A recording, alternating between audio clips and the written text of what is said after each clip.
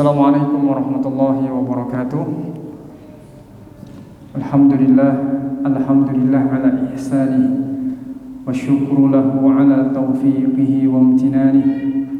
Ashhadu an la ilaha illallah wahdahu la syarika lah ta'ziman li sya'nih wa ashhadu anna Muhammadan abduhu wa rasuluhu ada'i ila ridwanih. Salawatullahi wa salamuhu alaihi wa ala alihi wa ashabihi wa ikhwanihi. Allahumma rabbi israh li sadri wa yassir li amri wa hlul 'uqdatam min lisani yafqahu qawli. Allahumma 'allimna ma yanfa'una wanfa'na bima 'allamtana wa zidna 'ilman. Amma ba'd. Hadirin jamaah salat maghrib Masjid Al-Imar yang dimuliakan oleh Allah Subhanahu wa taala. Di tempat yang mulia ini, marilah kita tingkatkan iman dan takwa kita kepada Allah Subhanahu wa taala sebagai bentuk rasa syukur kita kepada nikmat-nikmat Allah yang sangat banyak, tidak terhitung jumlahnya, dan kasih sayang Allah yang tidak terputus kepada kita semua. Walaupun kita banyak melakukan kemaksiatan, kelalaian terhadap perintah-perintah Allah Subhanahu wa taala, pelanggaran terhadap larangan-larangan Allah Subhanahu wa taala, namun Allah senantiasa memberikan kasih sayangnya dengan membukakan pintu taubat bagi orang-orang yang ingin bertaubat kepada Allah Subhanahu wa taala, membukakan pintu kesempatan untuk kembali kepada Allah, kembali kepada ketaatan kepadanya. Maka oleh sebab itu hendaknya kita bersyukur atas nikmat Allah Subhanahu wa taala. Ketika kita berbuat salah, hendaknya kita langsung bertaubat kepada Allah Subhanahu wa taala. Karena jika kita tunda dan datang kematian kepada kita, Allah mengatakan la yastakhiruna sa'ah. Jika datang kematian tidak akan ditunda walaupun hanya sebentar, sekedip mata. Maka jika datang kematian la yastakhiruna sa'ata wa la yastaqdimun, tidak akan diakhirkan dan tidak akan bisa didahulukan. Kemudian jamaah yang dimuliakan oleh Allah, tak lupa salawat beriring salam kita haturkan kepada Nabi kita Muhammad sallallahu alaihi wasallam, kepada keluarga beliau dan sahabat-sahabatnya, dan kepada orang-orang yang senantiasa berusaha untuk selalu beristiqamah melaksanakan syariat-syariat Allah Subhanahu wa taala dan berusaha untuk selalu mencintai dan mengamalkan sunnah Nabi-Nya sallallahu alaihi wasallam.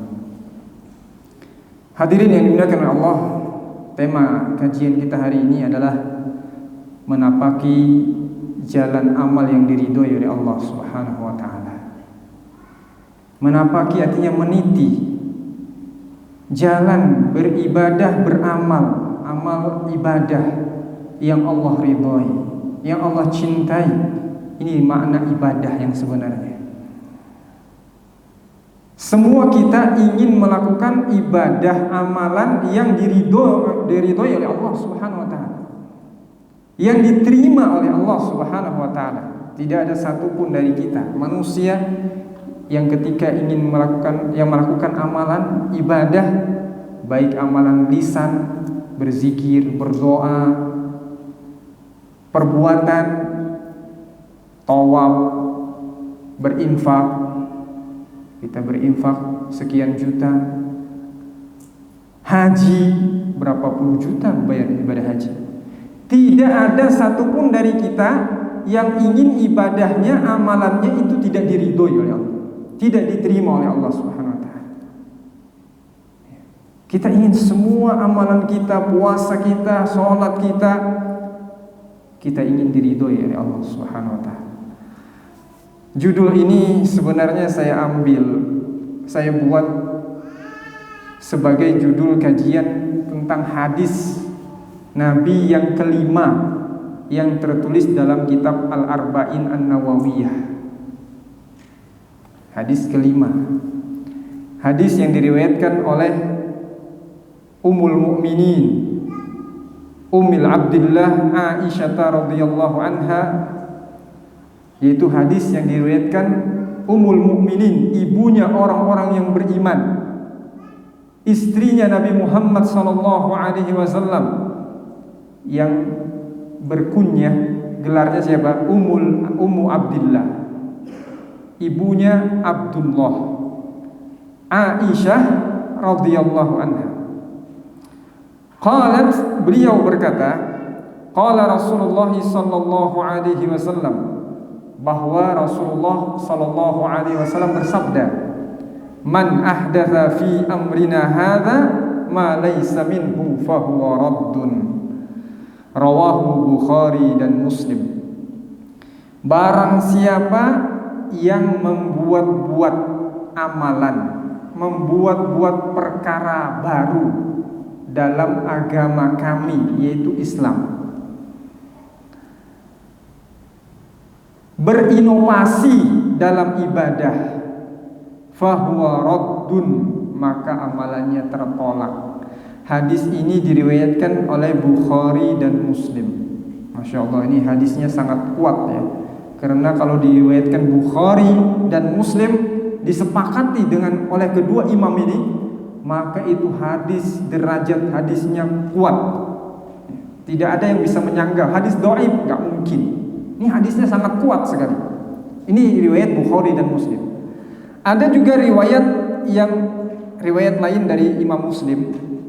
Beliau mengatakan, man amila amalan laisa alaihi amruna fahuwa raddun. Barang siapa amila, melakukan amalan, melakukan sebuah amalan yang tidak ada perintahnya dari kami di dalam Islam, tidak ada perintahnya dari kami, yaitu dari Allah dan dari Rasulullah, fahuwa raddun, maka amalannya ditolak, tidak diterima. Ini hadis riwayat Imam Muslim sendiri ya. Kalau yang di awal hadis riwayat Bukhari dan Muslim sama, dua-duanya meriwayatkan demikian. Hadis yang kedua diriwayatkan Imam Muslim dengan lafaz yang sedikit berbeda. Nah, jemaah yang dimuliakan oleh Allah Subhanahu wa taala, sebelum kita panjang lebar menjelaskan hadis ini, saya akan membawakan perkataan Imam Nawawi, Imam Daqiqil Id, kemudian Imam Ibnu Utsaimin rahimahullah dan yang lain. Saya ingin menyambungkan hadis ini dengan tujuan Allah menciptakan manusia, tugas kita, sehingga nyambung nantinya ya. Kita akan hubungkan. Hadirin yang dimuliakan oleh Allah Subhanahu wa taala, apapun profesi kita pedagang ya, guru, tukang ojek online lah, petani lah, pedagang lah, dokter, semua kita apapun profesinya mempunyai misi yang sama. Misi yang sama. Ustaz, kan misi seorang dokter itu nyembuhin orang. Misi seorang guru itu membuat anak didiknya, mohon maaf, yang tidak tahu menjadi tahu, yang bodoh jadi pintar. Misinya pedagang adalah bagaimana dia menjual dengan amanah. Betul. Misinya ojek mengantar orang tepat pada waktunya, pada tempatnya. Kalau diet benar juga. Tapi jemaah yang dimuliakan oleh Allah Subhanahu wa taala, sesungguhnya tujuan tadi itu semuanya sama. Misi kita itu sama, tugas kita oleh Allah sama. Buktinya mana? Allah Subhanahu wa taala ketika menciptakan manusia, Allah berikan misi yang sama, satu, tidak ada beda. Mau kita laki-laki, perempuan, profesi kita apapun sama. Kita akan jelaskan nanti. Allah sebutkan masalah ini di dalam surah Adz-Dzariyat ayat 56. Surah Adz-Dzariyat itu surat yang berada di akhir juz 26 dan di awal juz 20 berapa? 27. Ya, di akhir berarti di awalnya juz 27. Allah mengatakan, ini ayat yang sering diulang-ulang oleh mubaligh, dai, penceramah, sering mengulang ayat ini. Untuk apa? agar mengingatkan kita semua, wahai manusia, engkau mempunyai tugas ini. Jangan lupa, dalam hidup kalian mempunyai tugas ini. Harus menjadi prioritas. Yang ada di benak kita ini tugasnya. Apa kata Allah? Wa ma khalaqatul jinna wal insa illa liya'budun. Tidaklah kuciptakan jin dan manusia kecuali untuk ibadah kepadaku. Ibadah kepada Allah Subhanahu wa ta'ala. Jadi sejak kita diciptakan oleh Allah, lahir sampai kita meninggal dunia, tugas kita ibadah. Maka orang yang paling hebat, yang paling mulia, yang bisa membuat semua apa yang dia lakukan bernilai ibadah. Masya Allah. Tadi dokter yang tugasnya misinya menyembuhkan orang, kalau dia niatkan itu ikhlas, ibadah. Guru, apapun, guru diniyah, agama, guru umum, kalau niatnya untuk mengangkat kebodohan dari orang lain dan menyampaikan agama atau membuat orang pintar karena Allah, ibadah tidak? Ibadah. Masya Allah. Tukang ojek online tadi, ketika dia amanah memberikan servis yang baik, pelayanan yang baik karena Allah, ibadah tidak? Ibadah. Semuanya ibadah. Maka tujuan kita itu sama, ibadah kepada Allah Subhanahu wa ta'ala. Pertanyaan sebelum kita jauh menjelaskan ini, ibadah itu apa? Ulama menjelaskan ibadah ismun jami'un likulli ma yuhibbullah wa yardah minal aqwal wal af'al zahirah wa batinah. Kata para ulama, ibadah itu adalah satu kata, ibadah satu, tunggal, yang mencakup semua hal, apapun itu, semua hal yang dicintai oleh Allah dan diridhoi oleh Allah Subhanahu wa ta'ala. Dicintai dan diridhoi, sangat menyambung dengan judul kajian kita, menapaki amalan yang diridhoi, ibadahnya. Semua satu kata yang mencakup segala sesuatu yang dicintai dan diridhoi oleh Allah, baik ucapan, perbuatan yang nampak terlihat ataupun yang tidak nampak terlihat, maka itu ibadah. Contoh, ibadah berupa ucapan seperti apa jemaah? Doa, zikir. Terlihat gak orang berdoa? Terlihat ya. Zikir, subhanallah, subhanallah, dia berucap, terlihat tadi, terdengar telinga. Paling tidak dengan yang sebelahnya terdengar bacaannya. Takbir terdengar ketika sholat. Ini ibadah, dicintai oleh Allah, dicintai oleh Allah. Diperintahkan. Ud'uni astajib lakum. Berdoalah kalian kepadaku, kata Allah, akan kukabulkan doa. Itu nampak terlihat. Perbuatan seperti apa? Membayar zakat, tawaf. Ibadah tidak? Ibadah. Kenapa ibadah? Dicintai oleh Allah dan diridhoi oleh Allah. Nah, pertanyaan sekarang, itu semuanya yang terlihat. Yang tidak terlihat, seperti apa ibadah yang tidak terlihat? Berupa ucapan atau berupa perbuatan yang tidak terlihat? Ada yang bisa menyebutkan? Ikhlas. Ikhlas itu bisa terlihat tidak jemaah? Tidak terlihat. Walaupun seseorang ketika memberi orang lain ikhlas kan nih? Nggak bisa. Ikhlas. Bagaimana kita bisa melihat ikhlas? Nggak bisa. Ridho nggak nih? Ridho saya belum. Padahal hatinya, aduh, kalau bukan kemarin saya nggak ngasih. Itu ikhlas sudah di dalam sini, jiwa kita ini nggak lihat. Apalagi selain ikhlas, khauf, al-khasyah, takut kepada Allah Subhanahu wa ta'ala. Ibadah tidak? Ibadah, karena orang takut kepada Allah, dia tidak akan maksiat. Kalau seseorang takut kepada Allah, pasti dia melaksanakan perintah Allah Subhanahu wa ta'ala. Makanya takut kepada Allah ibadah. Ibadah coba. Kalau takut istri, bukan ibadah. Takut kepada Allah ibadah. Baik, jangan sampai kita panjang lebar ya masalah ibadah. Baik, kita sudah tahu ibadah itu apa. Semua hal yang dicintai oleh Allah, baik perbuatan, ucapan, perbuatan yang nampak dan tersembunyi. Sebelum kita menghubungkan dengan hadis ini, saya ingin menjelaskan, ibadah itu ada dua jenis, dua kelompok yang kita bisa kelompokkan. Yang pertama, ibadah mahdhah, ibadah murni yang benar-benar asalnya ibadah, diperintahkan dalam Al-Quran, diperintahkan dalam hadis. Seperti wa aqimus sholata wa atuz zakah, laksanakanlah sholat, bayar zakat. Maka asalnya ibadah. Ini ibadah, ibadah mahdhah, ibadah yang benar-benar ibadah murni. Ibadah zakat, puasa, haji, ibadah murni. Dan ibadah murni ini ada yang Allah tentukan syarat, rukunnya, waktunya, wajibatnya, ada juga yang tidak ditentukan, arti mutlak.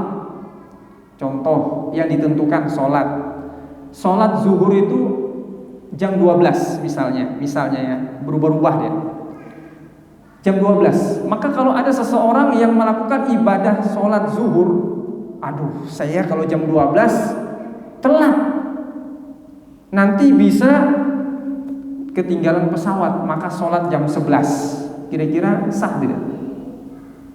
Wah, gak ada yang tahu. Sah tidak? Tidak sah. Kenapa? Karena syarat sholat wajib itu masuk waktu. Kalau kita melaksanakan di luar waktu, gak sah sebelum waktunya. Sholat, susah mencari air, ya udah gak usah wudhu. Tidak usah wudhu, sholat sah tidak? Tidak sah. Kenapa? Rasulullah mengatakan miftahus sholatit tahur, kunci sholat itu adalah bersuci. Wudhu nggak boleh, ada syaratnya. Kalau kita melakukan ini kan inovasi Ustaz, nggak bisa, pasti nggak sah itu. Nah ini ada hubungannya dengan pembahasan nanti. Ini ibadah mahdhah, ibadah yang murni ibadah. Yang kedua, cuma ada dua, nggak usah takut, ini mudah dihafal. Ibadah ghairu mahdhah, ibadah yang asalnya bukan murni ibadah, dia adalah urusan dunia, tapi kalau diniatkan karena Allah maka bernilai ibadah. Seperti membangun jalan, tapi niatnya karena Allah, mudah-mudahan dengan dibangunnya jalan ini orang lewat saya mendapatkan pahala, ibadah. Bangun WC umum, selokan jembatan, itu akan bernilai ibadah kalau kita niatkan karena Allah Subhanahu wa ta'ala. Jangan niatkan supaya kasih nama jalannya jalan nama saya, supaya orang ingat saya. Wah, itu hilang, itu bukan ibadah. Hati-hati. Jembatan, bangun jembatan, tulis nama saya. Waduh, ini sudah hilang bisa keikhlasannya, takut hilang keikhlasannya. Hendaknya kita menjauh itu. Ini ibadah, jadi dua hal. Nah, jemaah yang dimuliakan oleh Allah Subhanahu wa ta'ala, dengan tujuan kita diciptakan oleh Allah untuk ibadah, maka Allah utuslah kepada kita para nabi dan rasul. Allah sebutkan di dalam Al-Quran, walaqad ba'atsna fi kulli ummatin rasulan an i'budullaha wajtanibut taghut. Dan sungguh kami telah mengutus pada setiap umat, pada setiap kaum seorang rasul agar mereka mendakwahkan, menyeru sembahlah Allah, ibadahilah Allah, dan jauhilah taghut. Apa itu taghut? Jauhilah taghut, sesembahan selain Allah. Jauhilah taghut, yaitu sesuatu yang ditaati selain Allah, yang ketaatan kepadanya bertentangan dengan syariat Allah. Jauhilah taghut, yaitu orang yang diikuti, yang mana dia melakukan sesuatu yang bertentangan dengan Allah Subhanahu wa ta'ala. Jangan diikuti. Jadi tugas diutuslah seorang rasul pada setiap umat untuk merealisasikan supaya ibadah ini dipahami, supaya manusia itu ingat bahwa kalian semua wahai manusia diciptakan untuk ibadah. Walaqad ba'atsna fi kulli ummatin rasula. Sungguhnya kami telah mengutus pada setiap umat Pertanyaannya, mudah-mudahan jemaah ada yang tahu, apakah sebelum Nabi Muhammad SAW diutus ada nabi atau rasul lebih dari satu orang diutus pada satu zaman? Ada tidak? Ada katanya. Siapa kira-kira? Nabi Ibrahim. Satu lagi? Hah? Nabi Lut. Nabi Lut, Nabi Ibrahim. Itu diutus satu zaman. Ada lagi yang mengatakan Nabi Syuaib itu sama dengan Nabi Ibrahim. Nah, walaupun tidak terang-terangan disebut di dalam Al-Quran Al-Karim.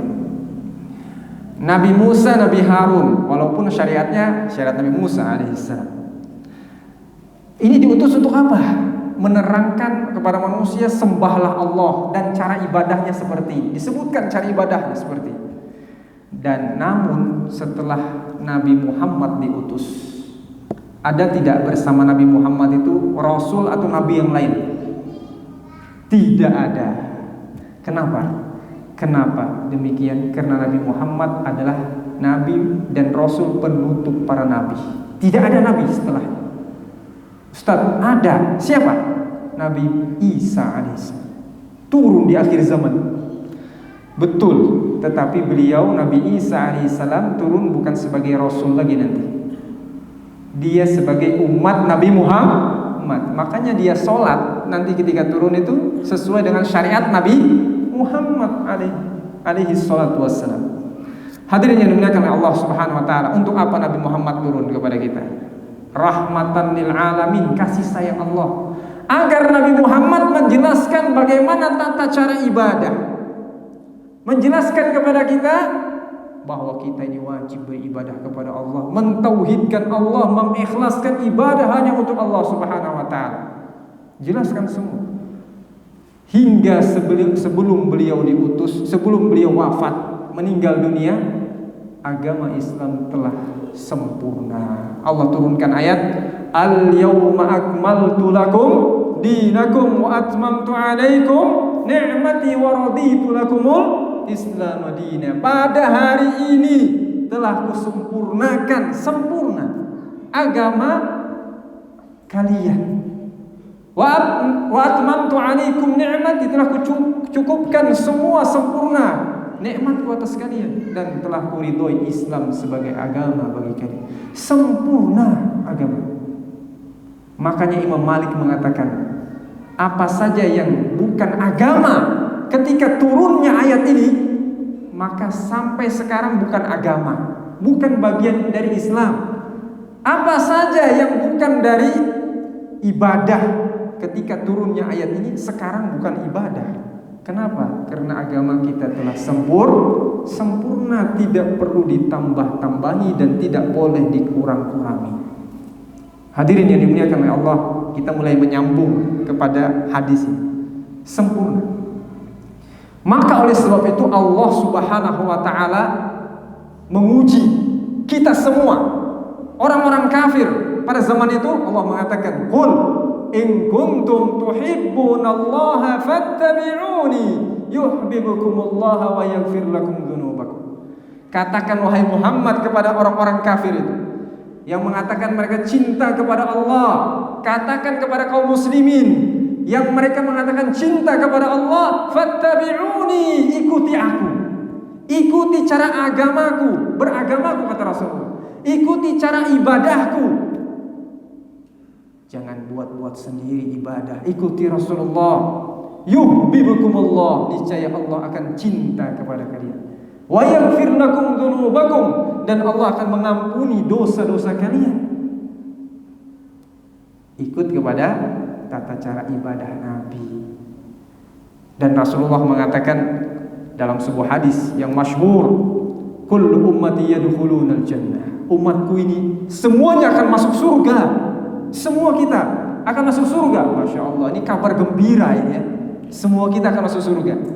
Illa man aba. Wah, ini bahaya ya. Kecuali yang gak mau, kecuali yang tidak mau masuk surga. Para sahabat merasa aneh, kok ada yang gak mau masuk surga ya? Maka mereka bertanya, ya Rasulullah, man ya'ba? Siapa yang tidak mau masuk surga? Aneh nih orang. Kata Rasulullah, "Man ata'ani dakhalal jannah wa man 'asani faqad aba." Barang siapa yang taat kepadaku masuk surga. Barang siapa yang tidak mau taat dan tidak mau mengikuti Rasulullah, maka dia tidak mau masuk surga. Jemaah yang dimuliakan oleh Allah Subhanahu wa taala, di antara hal perintah Rasulullah yang harus kita taati adalah hadis ini. Hadis yang mulia ini. Apa hadisnya? Kita ulangi lagi. Rasulullah mengatakan, "Man ahdatsa fi amrina hadza ma laysa minhu fahuwa raddun."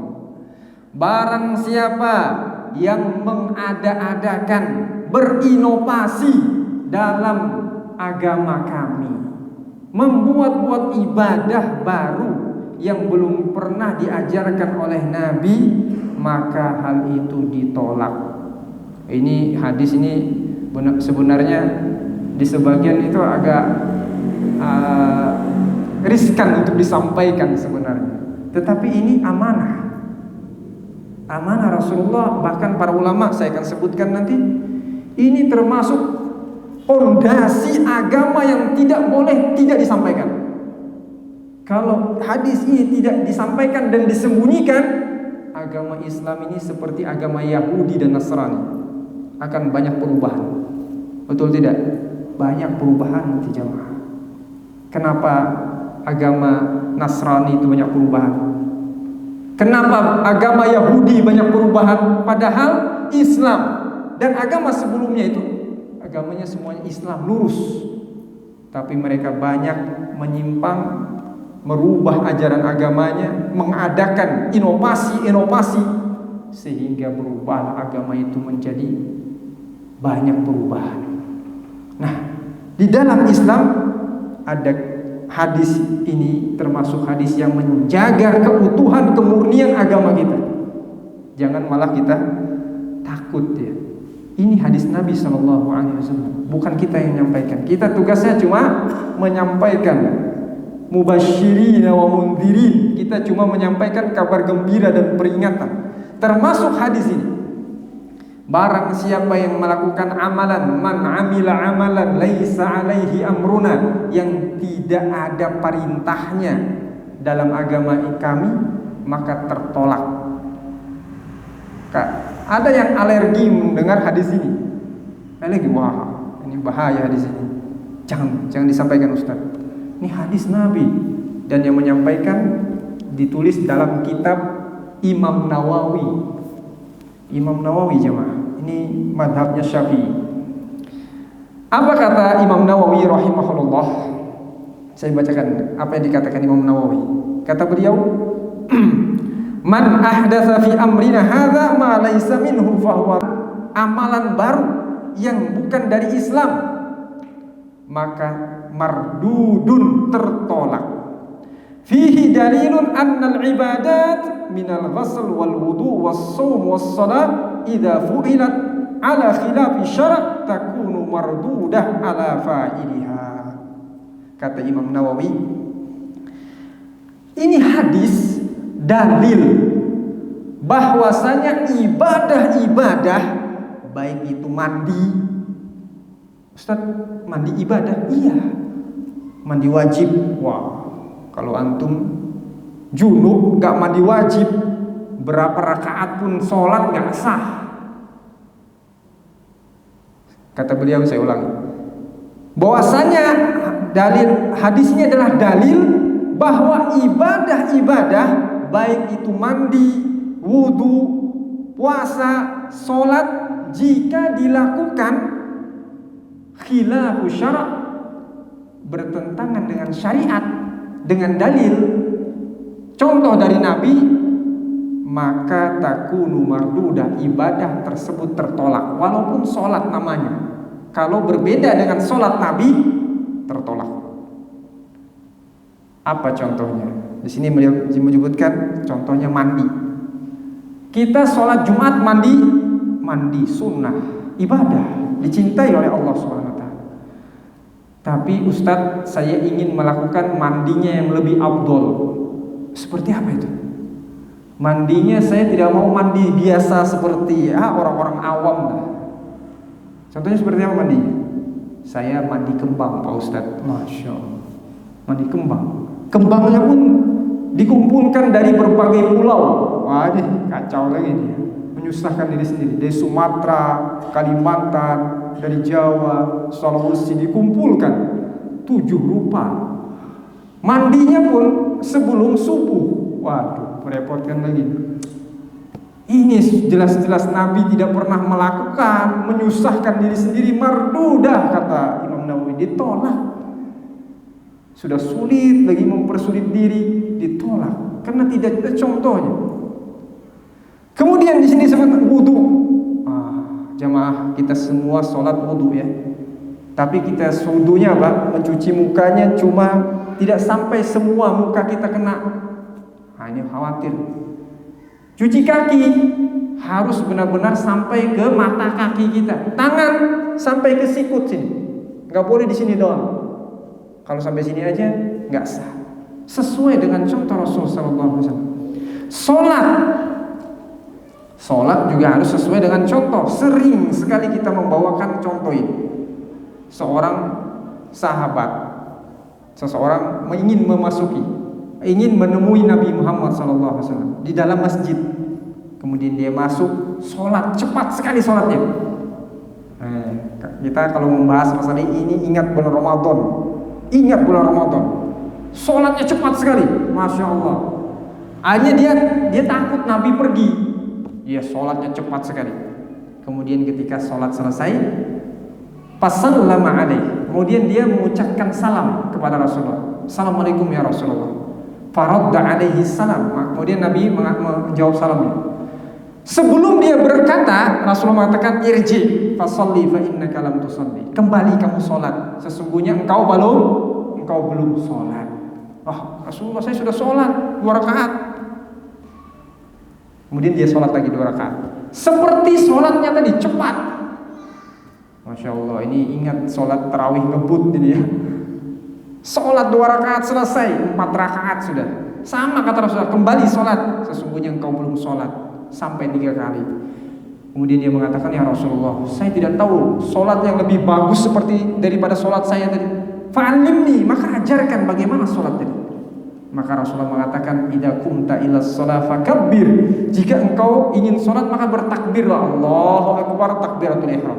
Faqra ma tayassara ma'aka minal Qur'an. Dan bacalah apa yang mudah darimu dari Al-Quran, Al-Fatihah dan seterusnya. Tsummarka', kemudian rukulah hatta tatma'inna raki'an, sampai benar-benar tenang rukunya. Ini dalil bahwa tuma'ninah itu salah satu rukun dari rukun sholat, nggak boleh ditinggalkan. Tenang, nggak boleh terburu-buru. Kalau terburu-buru seperti tadi sahabat, nggak sah sholatnya. Hati-hati jemaah, jangan ikut-ikutan balap-balapan undian. Ayo, mana nih yang lebih duluan? Imam ini apa imam yang sana? Akhirnya sholatnya Allah Akbar. Kebut-kebutan ya. Kasihan, tidak sah sholatnya. Demikian puasa. Puasa juga harus sesuai dengan contoh Nabi SAW. Kapan puasa? Saya ingin puasa ketika orang Id ya Rasulullah. Ya Ustaz. Wah, kenapa? Supaya viral. Supaya viral ya. Medsos. Iya, akhirnya sahurnya apa namanya? Streaming itu. Yang langsung dilihat di YouTube itu apa namanya? Streaming langsung. Masya Allah, ini lagi sahur. Kapan itu? Orang lagi takbiran sahur. Supaya apa? Supaya viral. Masya Allah, ada-ada saja. Puasa Ramadan, puasa itu dimulai ketika terbit fajar, jemaah. Dan berakhir ketika azan maghrib, terbenamnya matahari. Maka jangan puasa sebelum kita itu azan subuh. Oh, saat saya ingin lebih banyak pahalanya. Akhirnya puasanya dari jam 2. Masya Allah, gak sah jemaah. Gak boleh. Bukan gak sah ya tidak sesuai sunnah. Itu mewajibkan sesuatu yang tidak wajib. Kita boleh makan sampai azan subuh, itu boleh. Berhenti ketika azan. Karena terbit fajar itu ketika azan. Paham ya? Jangan membuat-buat ibadah yang memberat-beratkan diri kita dan tidak bernilai pahala. Bahaya. Baik, kita lanjut. Idza fa'alt fu'ilat, jika dilakukan maka tertolak, kata Syekh. Siapa yang mengatakan? Kata Imam Nawawi rahimahullah. Enggak boleh. Kemudian kita sampaikan kata Imam Ibnu Daqiqil Id. Saya cuma menyampaikan perkataannya. Hadzal hadis qaidatun 'azimatun min qawaiduddin. Masya Allah. Ini hadis adalah kaidah, pondasi yang sangat agung, sangat mulia dari pondasi agama yang tidak boleh hilang. Harus disampaikan jemaah. Enggak boleh ditutup-tutupi. Enggak boleh. Walaupun kadang-kadang konsekuensinya berat, betul tidak? Makanya Rasulullah itu tugasnya cuma menyampaikan, tapi diusir, dibunuh. Ya gitu konsekuensi dakwah. Konsekuensi dakwah itu kita harus sebagai seorang dai, seorang muslim, ya harus tegar, sabar dalam menghadapi konsekuensi cobaan dakwah itu. Kemudian saya akan sampaikan kata Syekh Ibnu Utsaimin rahimahullah. Hadzal hadits qala al ulama innahu mizanul zahir al-a'mal wa hadits Umar alladhi fi awwali hadzal kitab innama al-a'malu binniyat mizanul batinil a'mal. Masya Allah, ini luar biasa ini. Kata Syekh Ibnu Utsaimin, hadis ini para ulama berkata dia adalah mizan, timbangan bagi amal yang zohir. Timbangan zohir, amal itu diterima apa tidak, amalan itu ditimbang dari hadis ini. Zohirnya apa maksudnya? Yaitu amalan yang dia lakukan itu sesuai dengan contoh Nabi Muhammad apa tidak. Kan terlihat ya. Lihat sholat, kita lihat sholatnya cepat sekali. Nah ini sesuai dengan contoh Nabi. Kan terlihat itu. Ini timbangan yang nampak, kata beliau. Ada timbangan yang tidak nampak, yaitu hadis yang pertama dari hadis ini. Innamal a'malu binniyat. Sesungguhnya amalan itu tergantung pada niatnya. Nah ini niat itu kan tersembunyi. Kalau niat seseorang amalannya untuk manusia, dia sholat supaya dikatakan orang soleh, dia membayar zakat supaya dikatakan dermawan, maka amalannya tertolak. Kenapa? Karena ada timbangan yang tidak nampak, yaitu harus ikhlas. Jadi timbangan ada dua. Amalan akan diterima, akan menjadi diridhoi oleh Allah, ada dua.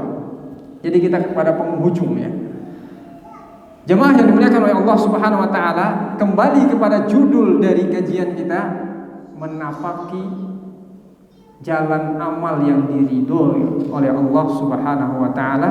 Bagaimana amalan kita itu diridhoi, bernilai ibadah? Kata Syekh Utsaimin ada dua hal yang harus terpenuhi sebagai timbangannya. Yang pertama, hadis pertama dari kitab ini, yaitu innamal a'malu binniyat. Sesungguhnya setiap amal itu harus dilihat dari niatnya. Kalau niatnya ikhlas karena Allah, akan diterima. Jadi amalan yang akan diridhoi, satu harus ikhlas. Tidak boleh tidak, harus ikhlas. Hadirnya kita di tempat sini, duduknya kita di majelis ta'lim, sholat 5 waktu. Kalau kita ingin amalan kita ini diridhoi, bernilai ibadah, maka harus yang pertama ikhlas.